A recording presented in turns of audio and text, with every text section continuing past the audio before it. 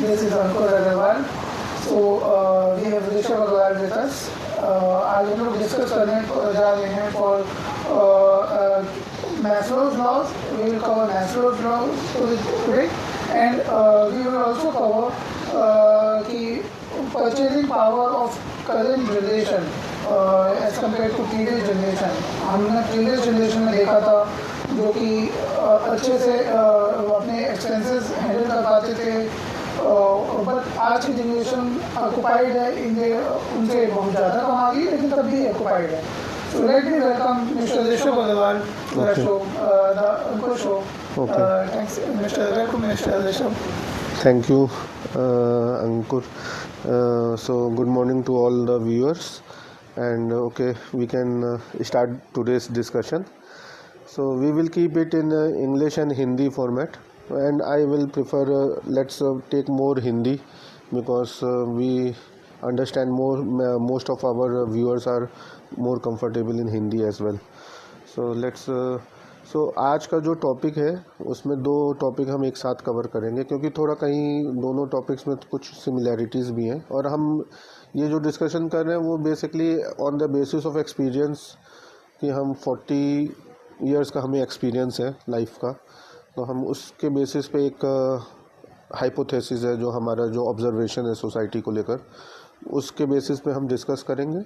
और हमारी कोशिश रहेगी कि जो यंगर जनरेशन है उसको कुछ गाइडेंस मिल सके कि क्या हो रहा है, क्या चल रहा है. तो मैस्लोस लॉ सबसे पहले मैस्लोस लॉ क्या कहता है, और आजकल यूएस में इनफैक्ट इंडिया में भी एक डिस्कशन चल रहा है कि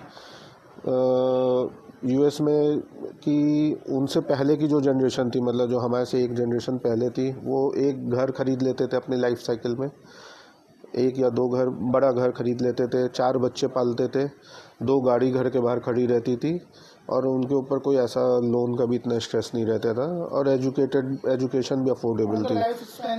हाँ, लाइफ स्पैन भी ज़्यादा था, स्ट्रेस कम था. और हमारी जनरेशन में अगर आप देखो तो आप एक फ़्लैट ख़रीदने में भी आपको बहुत लंबा लोन चाहिए 20 साल का, और चाइल्डलेस कपल्स बहुत ज़्यादा है आज के जनरेशन में, या डाइवोर्स कपल्स बहुत ज़्यादा है, और मतलब एक स्ट्रेस लेवल कॉर्पोरेट में है जॉब्स में, और मतलब लोन ट्रैप भी हो गया है. जबकि मतलब ऑन द सरप्राइजिंग थिंग है कि आपकी सैलरीज बहुत हाई है, उसके बाद भी ये सब है. तो ये भी हम रूट कॉज एनालाइज करेंगे. हाँ, टाइम नहीं है किसी के पास, और रूट कॉज एनालाइज करेंगे. और मैस्लोस लॉ जो कि एक स्टैंडर्ड कंसेप्ट है, उसको हम थोड़ा डिटेल में डिस्कस करेंगे कि इसका क्या इस बात से कुछ लिंक है. तो let me come to Maslow's law. तो मैस्लोस लॉ कहता है कि एक पिरामिड है, पिरामिड में सबसे नीचे वाला जो कंसेप्ट है कि आपको बेसिक आदमी सबसे पहले कोशिश करता है कि उसकी लाइफ में सिक्योर हो जाए, रोटी कपड़ा मकान, अगर हिंदी में बोला जाए तो हिंदी में रोटी कपड़ा मकान बेसिकली कि आपको खाना पीना आपको पूरा टाइम से मिले, और आपके घर, आपके ऊपर एक छत है, मतलब आपके पास एक छोटा मोटा घर तो चाहिए, और आपके पास कपड़े हैं. अब आप अगर इंटरेस्टिंगली आप देखो तो खाना पीना इंडिया में तो बहुत सस्ता है, और कपड़े तो बहुत ही सस्ते हैं. तो ये ना थोड़ा सा मैच नहीं करता है. रोटी कपड़ा मकान एक कैटेगरी में है नहीं एक्चुअली, मकान बहुत ऊपर है प्राइस वाइज, रोटी कपड़ा तो इजी है.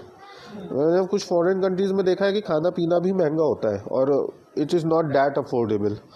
तो उस वहाँ पे तो मैंने देखा है लोगों को लिटरली कि लोग एक बार का खा रहे हैं, कुछ लोग जस्ट पैसा बचाने के लिए 2 बार नहीं खा रहे हैं. तो ये चीज़ें भी हैं वर्ल्ड में, लेकिन इंडिया में आई थिंक नहीं है. और दूसरा क्या कहते हैं कि हाँ, कपड़े इंडिया में मुझे लगता है कि वाकई में काफ़ी अफोर्डेबल है. अब मुझे नहीं लगता वो कोई टॉपिक रह गया है आदमी के लिए लाइफ में. तो मैस्लोस लॉ में जो सेकंड पिरामिड है कि उसके बाद आदमी थोड़ा सा एक स्टेबिलिटी की तरफ जाना चाहता है, और जॉब में अच्छी जॉब में रहना चाहता है, या अच्छे बिजनेस में. और उसके बाद आदमी एक लेवल के बाद चाहता है कि उसको रिकॉग्निशन मिले, कि वो मतलब जो कर रहा है उसमें उसको एक सेटिस्फैक्शन भी चाहिए.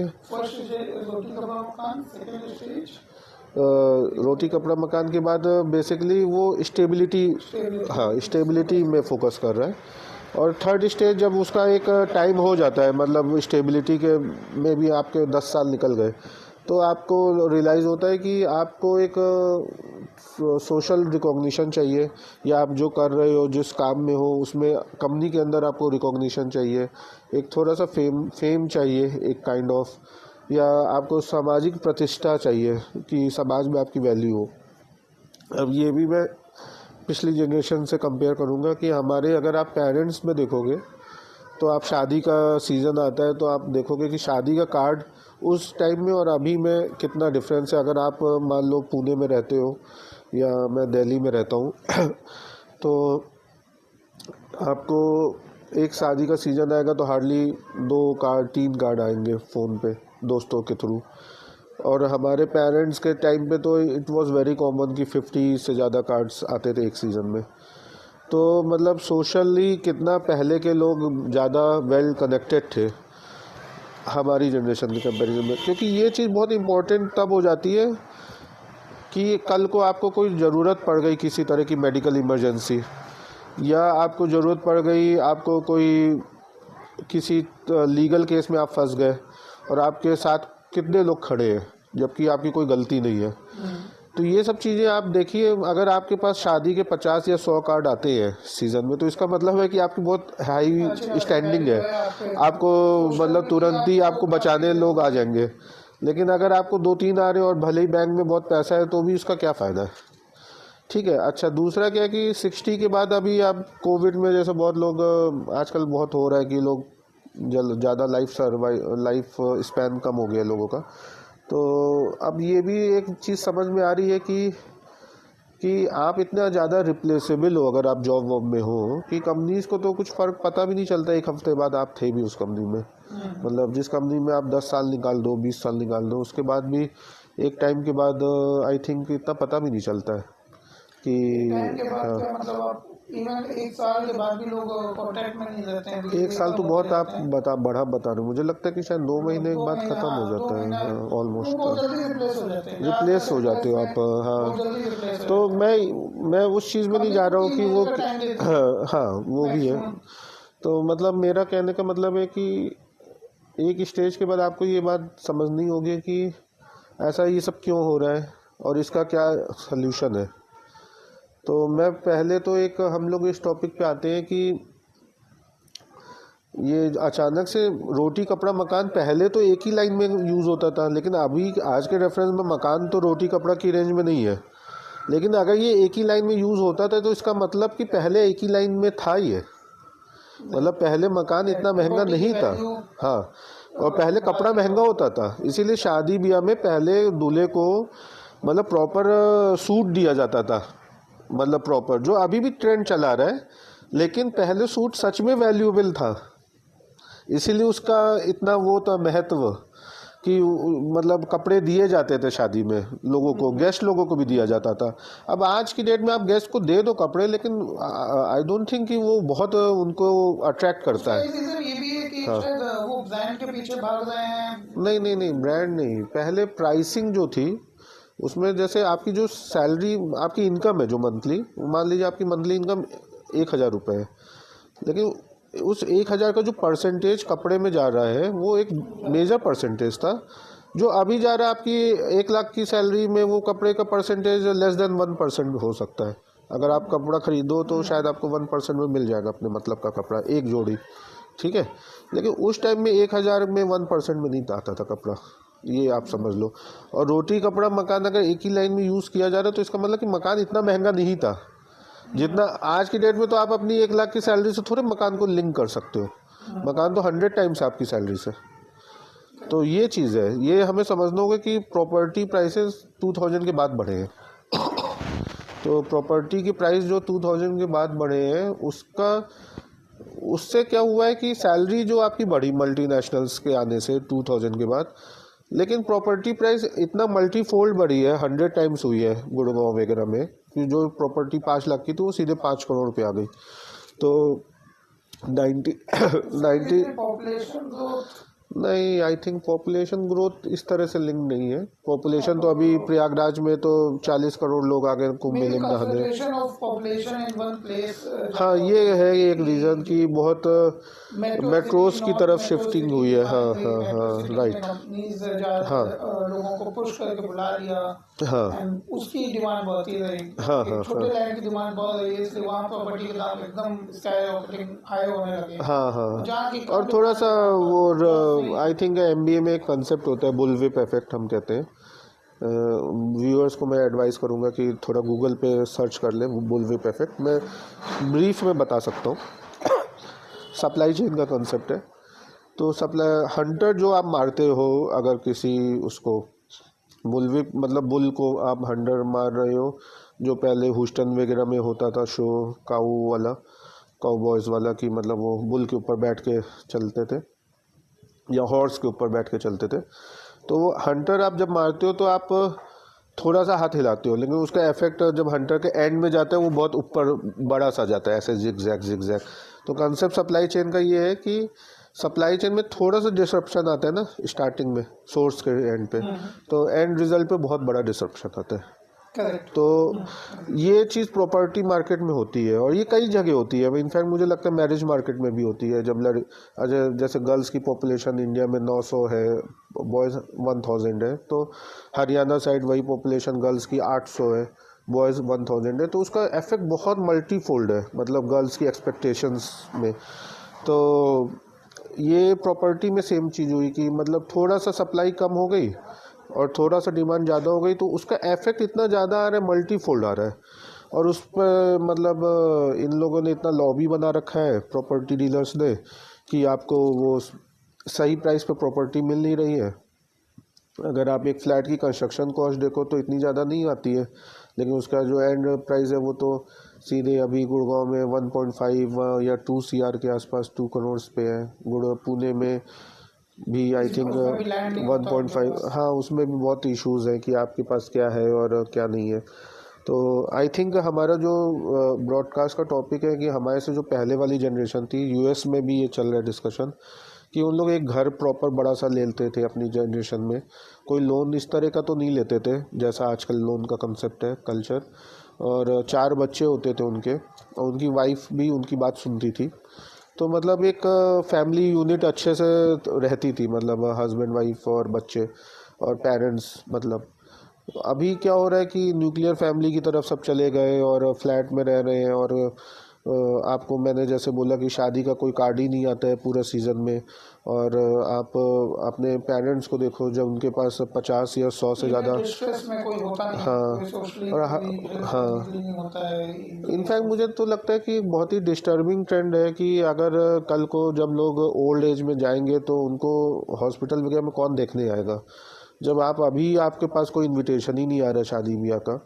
तो आप ये सोचो कि कौन आएगा आपसे मिलने, अनलेस अनटिल आप, अगर बच्चे भी जिस हिसाब से आजकल नहीं है लोगों के, तो ओल्ड एज में कौन आएगा आपके ख्याल रखने। और जिनके बच्चे उनका भी कोई ख्याल नहीं रख रहे, बच्चे फॉरेन में बैठे हुए मज़े से, कोई मतलब ही नहीं है, पेरेंट्स बूढ़े हैं, मर रहे हैं। मतलब बहुत मतलब चीज़ें काफ़ी चल रही है इस तरह की। सुनते थे कि ये चीज़ वेस्टर्न में होती है, हाँ ये इंडिया में आ गई। हाँ, तो इसमें एक और मैं मैस्लोस लॉ पे ये बोलूँगा कि कंपनीज़ में क्या कंसेप्ट आ गया है कि कंपनीज़ आपको सामाजिक प्रतिष्ठा आपकी क्यों नहीं हो पा रही है, क्योंकि आप बहुत ज़्यादा पहले ही आप बहुत रिप्लेसेबल हो कंपनीज़ के अंदर। आप जैसे ही आप 40s में हो या 35+ हो, IT सेक्टर में या किसी भी सेक्टर में, डिपेंड करता है, तो आप इतना रिप्लेसेबल हो। कंपनीज़ की प्रेफरेंस होती है यंगर्स को हायर करने की, क्योंकि उनकी सैलरीज ऑब्वियसली कम होती है। तो आप रिप्लेसेबल हो तो आपका स्ट्रेस लेवल भी इसीलिए ज़्यादा है। फिर आप जब रिप्लेसेबल हो, सामाजिक प्रतिष्ठा कम है। अच्छा, जो हमारे पहले की जनरेशन में जिनकी मतलब समाज में कुछ करते थे, जब ब्रांच मैनेजर है बैंक में SBI के, या मतलब स्कूल के टीचर है, प्रोफेसर है, या आपकी किसी टाइपिंग की दुकान है, तो एक सोशल स्टैंडिंग बहुत अच्छी होती थी। लोग पास आपसे मिलते थे, खड़े होते थे आपके साथ। तो ये चीज़ें देखनी पड़ेंगी कि क्यों मतलब ऐसा हो रहा है कि कंपनीज इस चीज़ को एड्रेस नहीं कर रही है। और बहुत ही ज़्यादा ये कंसेप्ट ज़्यादा है कि आप रिप्लेसेबल हो। और जैसे बीच में अभी नारायण मूर्ति जी बोल रहे हैं 70 आवर्स का काम करो, LNT वाले कह रहे हैं 90 आवर्स काम करो। एक और टॉपिक था इसमें, मतलब हम मैस्लोज लॉ के हिसाब से ये हमें फोकस करना चाहिए recognition and wealth and other things. So हम वेल्थ में रिकॉग्निशन में आज के फॉर एग्जांपल हम डिस्कस करते हैं रिकॉग्निशन में कैसे आगे बढ़ सकते हैं। हाँ, रिकॉग्निशन का मतलब मैं ये नहीं कह रहा हूँ कि आप कोई बिल्कुल बहुत ही हाई लेवल का अवार्ड पा रहे हो, वो वाला रिकॉग्निशन नहीं कह रहा हूँ। मैं कह रहा हूँ कि सामाजिक प्रतिष्ठा, मतलब रिकॉग्निशन होता है कि आप जो काम कर रहे हो बड़ा आपको प्राउड होना चाहिए कि आप उस चीज़ के लिए जाने जाते हो। अब जब कंपनीज में आप रिप्लेसेबल हो तो आपको कैसे कोई जानेगा? सबको पता है कि आपको कल को बदल दिया जाएगा, प्रोजेक्ट बेसिस पे आपको बदल दिया जाता है तुरंत, तो आपकी कोई स्टैंडिंग कहाँ बन पा रही है? तो स्टैंडिंग जब तक नहीं बनेगी तो समाज में भी वो उस चीज़ का इफेक्ट आता ही है। एनर्जी हमारे अंदर से रेडिएट होती है, हम जो थॉट्स से गुजर रहे हैं वही एनर्जी बनती है। तो हमारी एनर्जी रेडिएट होगी कि आपकी सिस्टम ऐसा बन गया है, क्योंकि पहले वाली जनरेशन में सिस्टम नहीं था, पहले इतना मल्टीनेशनल्स भी नहीं थी। तो सिस्टम ऐसा बन गया है कि पैसा तो अभी आपकी सैलरीज में आ रहा है अच्छा, लेकिन उसका ट्रांसलेट नहीं हो पा रहा है वो पैसा। जैसे आप दिल्ली में आ गए या बॉम्बे में आ गए, बड़े शहर में जॉब में, आप 20-15 साल आप जॉब कर लो, लेकिन आप रेंट पे ही रहते हो, आप उसके बियॉन्ड जा नहीं पा रहे हो। एक इसका रीज़न ये भी है, हमारा कल्चर तो एक रीज़न है, वे ऑफ लिविंग जो हम पहली चीज़ तो एक रीज़न है मेट्रो सिटी में हम चले गए। हाँ, ठीक है, मेट्रो सिटी में चले गए जहाँ पर हमारे पास कोई बैकग्राउंड नहीं। मतलब पहले की जनरेशन में क्या होता था, एक फादर ने अपने बच्चे को साथ में एज अ लैंड दे दिया, राइट। तो बच्चों को लैंड बाय बर्थ मिल गया। हाँ बिल्कुल राइट। अब फॉर एग्जांपल अगर वो बाय प्लेस बर्थ, चेंज के दूसरी प्लेस चला गया बच्चा, तो वो बंदा जो दूसरी प्लेस में गया है, he needs to buy that land, total का मकान के साथ उसे मकान भी उसे खरीदना पड़ेगा। हाँ। So it's a huge investment. पहली चीज वो बढ़ गया उसका प्राइस, दूसरी चीज उसको वो चीज एक्वायर करनी पड़ेगी, वो पहले से मिलेगी नहीं। हाँ बिल्कुल, इवन आउट ऑफ इंडिया जो लोग जाते हैं उनको भी यही चैलेंज आता है। अब तो उसके बाद एक और चीज़ है, क्योंकि एक कल्चर डिफरेंस हो गया, जैसे फास्ट फूड आ गया है और लाइफ में लोगों के लॉट ऑफ न्यू एंटरटेनमेंट के ऑप्शंस आ गए हैं जो पहले नहीं थे। पहले एक पीस ऑफ माइंड था, पहले बुक्स पढ़ते थे लोग, अब पॉडकास्ट देख लेते हैं या अभी इंटरनेट में ही मैक्सिमम टाइम स्पेंड कर रहे हैं लोग। तो एक वे ऑफ लिविंग डिफरेंट होता जा रहा है। अब कॉफ़ी पीते हैं, पहले चाय पीते थे, कॉफ़ी के प्राइस की हाइट से ही कोई भी प्राइस की कॉफ़ी आती है। अब चाय 10 रुपए की मिलती थी या 2 रुपए की मिलती थी पहले के ज़माने में। एज ऑफ टुडेज कल्चर अगर बात करें तो ये हमारा पहले और आज में डिफरेंस था। तो व्हाट आर द ऑप्शंस कि वो चीज़ एक्चुअली आज की जनरेशन वापस रिवर्स कर सकती है क्या? अगर प्रॉपर्टी रिवर्स तो नहीं कुछ हो पाएगा, रिवर्स पूरा नहीं होगा, लेकिन अगर प्रॉपर्टी के चीज को पहले से तो ये आइडेंटिफाई कर सकते हैं क्या फैक्टर्स हैं मेजरली, उनमें से क्या क्या फैक्टर्स को मिनिमाइज किया जा सकता है। राइट। एक है डाइट, मतलब जो फूड रोटी कपड़ा मकान का फूड पार्ट, मतलब मकान को भी फेकान से मतलब रेंट देना है, बाहर जाकर तो रेंट देना ही देना है, लेकिन you can control the other factors, can be control the entertainment part और can control that fooding part, जो कि हमारे रियल और न्यूट्रिशियस थिंग रहे। ऐसा नहीं कि वो अपने न्यूट्रिशंस में कॉम्प्रोमाइज कर रहे हैं, लेकिन by changing way of living can be change that. एक तो फैक्टर वो है। दूसरा फैक्टर रिकॉग्निशन को लेकर अगर हम डिस्कस कर रहे थे, रिकॉग्निशन के टॉपिक में अगर हम सोचें तो उसमें क्या कर सकते हैं एट अ इंडिविजुअल लेवल कि लोग जाने जाएं, मतलब लोगों की राइट जो सारे देखिए सारे नेगेटिव फैक्टर्स को एक साथ रख के what are the factors where we can focus on. Right. तो इसमें अब हमें जो हमारा जो अभी समझना है कि इसका सल्यूशन क्या है। तो इसका एक सल्यूशन जो मुझे लगता है रूट कॉज, एक तो ये कि जो ये सिस्टम आया कि आप मेट्रोज़ की तरफ जाओ और बड़े शहर में जाके आप रेंट पे रहो और रेंट पे रह के आप जॉब करते रहो, और फिर जब आपकी थोड़ा सा इनकम बढ़े तो आप फ्लैट ख़रीदो और फिर आप फ्लैट का पैसा देते रहो, वो भी एक रेंट ही एक तरीके से EMI। तो मतलब काइंड ऑफ 20-25 साल का तो आपको फंसा लिया गया कि आप यही करते रहो? एक इसका वे आउट है, लेकिन आज की पब्लिक नहीं करती है क्या? कि अभी हम सब सोसाइटी फ्लैट्स के लिए जाते हैं क्योंकि हमें कॉस्टली मिलता है। अगर हम थोड़ी सी दूर में और non society independent right right right, independent house में वहाँ सही है, सोसाइटी मेंटेनेंस और वो सारी राइट चीजें राइट, मिलेंगी, आई वो एग्री, सस्ता भी मिलेगा। ये तो है, और अगर चार ये लोग है, मिलके करेंगे तो और सस्ता होगा। हाँ ये है, वो जो रेंट आप 30-40 हाँ ये तो है, 10,000-15,000 में कर 10 तो नहीं लेकिन हाँ 35 को आप 25 तो कर 25 तो सकते कर हो, सकते हो हाँ बहुत आराम से। हाँ ये तो है, एक ये है, ये है। वही मैंने ये फोकस किया कि हाँ तो दो चीज़ है, वही मतलब जो हम डिस्कस कर रहे हैं कि जो ये ट्रेंड आया, हमारी जो पेरेंट्स वाली जनरेशन थी आई थिंक उसमें मेट्रोज़ की तरफ शिफ्ट करने का कल्चर इतना ज़्यादा नहीं था, तो वो तो जहाँ पे थे वहीं पे उन्होंने अपना काम किया है। तो यही सेम चीज़ यूएस में है और सेम बाकी कंट्रीज़ में है। तो जब आप किसी बड़े शहर में गए तो बेसिकली उनका फ़ायदा ज़्यादा हुआ जो उस शहर में पहले से रह रहे हैं। हाँ तो दिल्ली में आप गए, हाँ तो वो तो अपना क्या करेंगे कि 4 मंजिल का घर है तो 1 मंजिल में वो खुद रहेंगे, 3 मंजिल वो रेंट पे उठा देंगे। तो बेसिकली उन्हीं का फ़ायदा हुआ कि आप आ गए वहाँ पे और आप वापस आ जाओ तो उनको घाटा हो रहा है। तो एक चीज़ तो ये हुई कि कंपनीज़ ने, आई डोंट नो कि कंपनीज़ को थोड़ा सा एनकरेज करना चाहिए वर्क फ्रॉम होम का कंसेप्ट और डिसेंट्रलाइज करना चाहिए ऑफिस कल्चर कि आप सैटेलाइट ऑफिस और ओपन करने चाहिए अगर आपके काम में ये टेक्निकली पॉसिबल है तो। जैसे कोविड के टाइम पे कंपनीज़ ने किया ही था तो आप उस चीज़ को और आगे ले जा सकते हो, लेकिन अभी भी मुझे लगता है काफ़ी रेजिस्टेंस है कंपनीज़ में इस चीज़ को। और मैंने तो ये तक सुना है कि काफ़ी लोकल पॉलिटिशियंस और बिल्डर्स लॉबी बहुत प्रेशर डलवा देते हैं कंपनीज़ पे कि वापस बुलाओ सबको। और उसका रीज़न लोकल सिटी में तो बहुत इकोनॉमी में अंतर आ रहा है। आप देखो बेंगलोर में जब लोग, मेरे दोस्त लोग घर जाने लगे थे वर्क फ्रॉम होम पे, तो लोकल जितने कैब वाले थे और मेट्स थी और जो आपका लैंड प्रॉपर्टी ओनर्स थे उनका वो चेंज हो गया बहुत ज़्यादा बात करने का तरीका। तो इसका रीज़न यही है कि आप ही तो सब कुछ चला रहे हो, वो तो बैठे हुए हैं उस पर, चला तो आप रहे हो।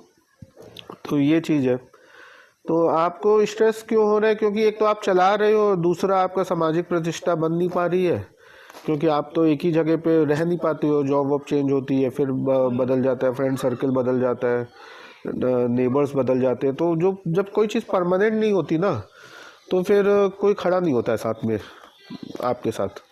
आपकी शादी में आपके पास कार्ड्स नहीं आएंगे। और देखो एक एज के बाद ना रिश्ते और जो जान पहचान और जो दुनियादारी उसमें क्या हो जाता है कि थोड़ा सा आदमी का मतलब जब तक सॉल्व नहीं होता है ना एक दूसरे से, जब तक आपसे मुझे कुछ फ़ायदा नहीं है और मुझे आपसे कोई फ़ायदा नहीं है तो फिर आदमी कटने लगता है अनलेस अनटिल बहुत ही गहरा रिश्ता हो।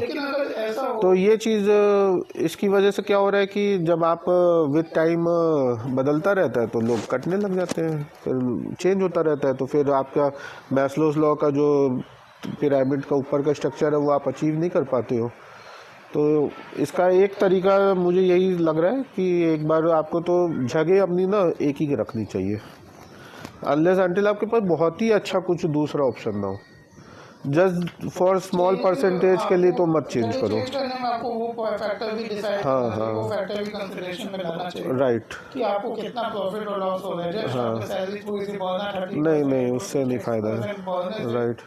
नहीं वो मतलब ये हो सकता है आप कहीं पर तो आपको मालूम है, लेकिन कहीं पर कुछ ज़्यादा बहुत नहीं नहीं वो तो है ही, ट्रेड ऑफ है, लेकिन ट्रेड ऑफ भी कितना परसेंटेज है। इनफैक्ट बहुत लोग चेंज नहीं भी करते हैं जॉब इतनी जल्दी जल्दी सिटीज़ के हिसाब से, सिटी एक रखते हैं। अब दूसरा सिटीज़ भी बहुत बड़े हो गए हैं इसलिए हेक्टिक लाइफ हो गई है। अब दिल्ली एनसीआर तो इतना बड़ा हो गया है कि आपको डेली 50 किलोमीटर 70 किलोमीटर्स की ड्राइव करनी पड़ रही है दिल्ली एनसीआर में ऑफिस जाने के लिए। तो आई थिंक ये सब सस्टेनेबल नहीं है, ये सब स्ट्रेस क्रिएट कर रहा है। सॉल्यूशन पॉइंट ऑफ व्यू से और कोई सोल्यूशन इसमें एक दो है लेकिन is not applicable to everyone. हर एक को अपने सोल्यूशन खुद आइडेंटिफाई करना होगा। लेकिन मैं ये सोल्यूशन ज़रूर दे सकता हूँ कि आप अपनी सिटी में रहो, मतलब जो जहाँ पे आप ज़्यादा, इनफैक्ट मैं तो प्रेफर करूँगा आप होम टाउन में रहो या आप टीयर 2 में रहो रादर देन टीयर 1 में। जैसे कि दिल्ली और बॉम्बे और जो एकदम टीयर 1 टाउन्स हैं, मेट्रोज़ हैं, उसके बजाय आप टीयर 2 चंडीगढ़, बड़ौदा, इंदौर, लखनऊ, जो मतलब वेल कनेक्टेड सिटीज़ हैं, जो टीयर 2 है, लेकिन they are also very well connected with all amenities like good hospitals, good schools, airport connectivity. Investment भी कंपनीज पॉइंट ऑफ व्यू से सोचो तभी इन्वेस्टमेंट इन टियर 2 सिटीज आजकल बढ़ने लगा है।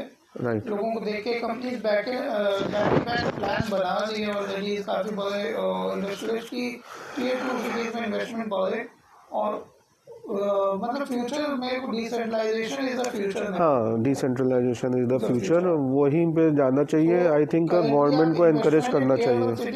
No no no no no, already अपने पीक में चल रहे हैं। पीक पे ही है। दिल्ली में मैं बताऊं कि 2011 के आसपास पीक आया था प्रॉपर्टी का। उसके बाद मेरे कुछ दोस्तों की प्रॉपर्टीज़ थी जिनकी वैल्यूएशन अराउंड 20 करोड़ हो गई थी। मतलब एक 250 स्क्वायर यार्ड्स होम की बात कर रहा हूँ मैं, या 300 स्क्वायर यार्ड्स पॉश लोकेशन में, तो चाणकपुरी टाइप के एरिया में। तो वो पीक उन्होंने दोबारा टच उस टाइम तो 10 साल तक नहीं किया। तो ये एक गलत फहमी है कि आपका हर साल बढ़ता ही जाएगा। तो ये अभी जो बड़े शहर हैं उनमें पीक काफ़ी जगह तो आ गया है। अब वो बढ़ेगा विथ इन्फ्लेशन, लेकिन उस तरह से तो नहीं बढ़ेगा जैसे पहले बढ़ रहा था तेज़ी से। टीयर 2 में स्कोप ज़्यादा है, और जैसे बुलेट ट्रेन के प्रोजेक्ट्स आ रहे हैं, आप उस तरह के प्रोजेक्ट्स को आप आइडेंटिफाई करो कि गवर्नमेंट कहाँ कहाँ पे क्या क्या कर रही है। उस तरह की जगहों में ज़्यादा इकोनॉमिक बूम आएगा। आप कुछ फ्यू लाइन्स में समराइज करना चाहेंगे? हाँ, तो मेरा ये कहना है कि आप जब इस तरह एक भेड़ चाल बन गई है हर चीज़ की, हम किसी को कोई इतना ऑब्जेक्टिवली सोच नहीं रहा है कि हमारी लाइफ में क्या चल रहा है। जो हो रहा है, आपको मेट्रोज़ की तरफ धकेला जा रहा है जॉब्स में, फिर आप चले जाते हो, फिर 15-20 साल निकल जाते हैं और आपका कुछ पर्पस लाइफ का सॉल्व नहीं हो रहा है। मतलब ठीक है, चल रहा है एक रेगुलर इनकम के साथ, लेकिन उस तरह पर्पस सॉल्व नहीं हो रहा है, जो एक सॉलिड फाउंडेशन जिसे कहते हैं। तो उस पर आपको फोकस करना चाहिए, नहीं तो फिर क्या होता है कि एक स्ट्रेस क्रिएट होता है, यू फेस आइडेंटिटी क्राइसिस। तो वो चीज़ें हैं। और अच्छे मेंटर्स को लाइफ में रखो अपने पास, जो आपसे बड़े हों, जो आपको गाइड कर सकें। उनकी गाइडेंस में आपका मतलब जो आप ड्रैग हो रहे हो भेड़ चाल, उससे बचोगे आप, और आप कुछ अच्छा अचीव करोगे लाइफ में। Okay, thank you.